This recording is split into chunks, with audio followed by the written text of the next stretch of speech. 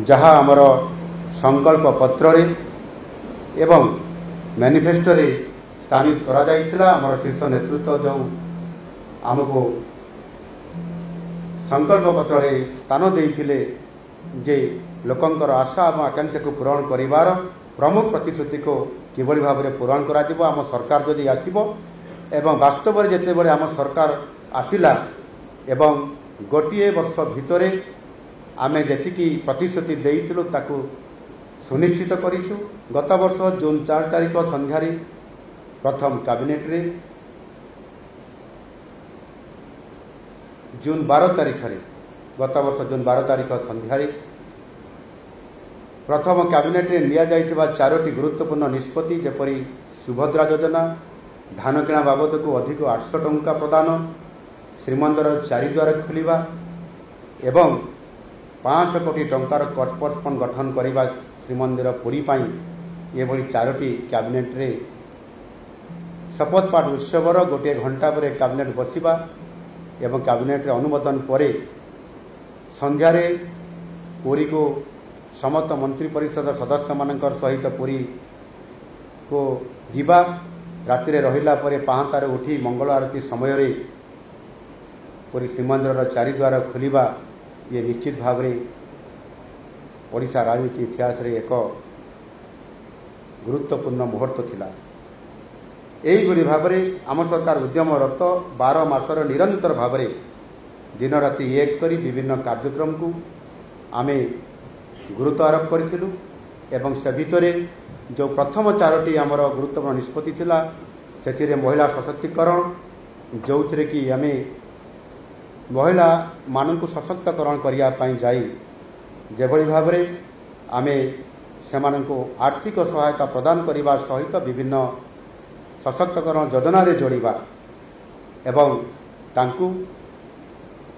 50,000 टंका 5 वर्ष देवार जो घोषणा अनुसार प्रति वर्ष 2टी किस्ती 10,000 आर्थिक सहायता प्रदान करने एवं सेमानंको तांकर रिवॉल्विंग फंड को वृद्धि करने एवं तांकर कम्युनिटी फंड को मध्य वृद्धि करने एवं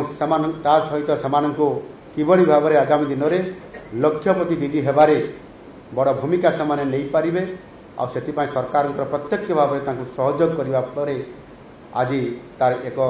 निश्चुक प्रमाण होउछि जे जहाँ प्रधानमंत्री आह्वान करते लखपति दीदी किभली भाव में अधिक ओडिशा रे आगक बढ़िबो एवं ये अर्थ जेते बड़े आमे गोटे वर्ष रे 2टी किस्ती 10,000 सुभद्रा भौणी एवं महिला मानक आमे प्रदान करलु एवं परवर्ती पर्यायर जेते बड़े आमे ग्राउंड रिपोर्ट आनिलु देखिलु जे वास्तविक समस्त महिला एवं माँ माने से अर्थ को समानकर छोट छोट व्यवसाय रे विभिन्न कार्यक्रम रे समाने ताको इन्वेस्ट करिसंती एवं ताहार फलस्वरूप जो रिजल्ट आसिला जे सेथिरे लक्षपति दीदी हेबार बहुत बड़ भूमिका आज भारत वर्ष रे ओडिशा प्रथम स्थान अधिकार करिबा एवं आम टार्गेट को आमे 100% तार सफलता आनिबा अर्थात 17 लाख लाखपति दीदी जहाँकि 3 लाख रु 4 लाख भितर थिबा लाखपति दीदी बनैबा बा ए कार्यक्रम भितर समाने 17 लाख जस्ट पाखापाखि ये स्तर को पहुंचिकी भारत वर्ष में प्रथम स्थान अधिकार करवा एवं माननीय प्रधानमंत्री द्वारा उच्च प्रशंसित होगा ये गोटे तार निश्चित प्रमाण आज गोटे वर्ष भितर आम सरकार लोकंक सरकार सबुठारु बड़ सफलता आज आम पाखे पहुंची पारी। आज 17 लाख लाखपति दीदी आम कर ठीक से भाव कृषि क्षेत्र में जोठी प्राकृतिक विपर्यय ओडिशा रे केतबेले बन्या केतबेले बात्या केतबेले विभिन्न प्रकार प्राकृतिक विपर्यय जेतेबेले आसी थाए तार कड़ा मुकाबला करिबारे विगत दिन में सरकार माने असफल हेबा एवं आम सरकार आसिला परे कृषि क्षेत्र में एक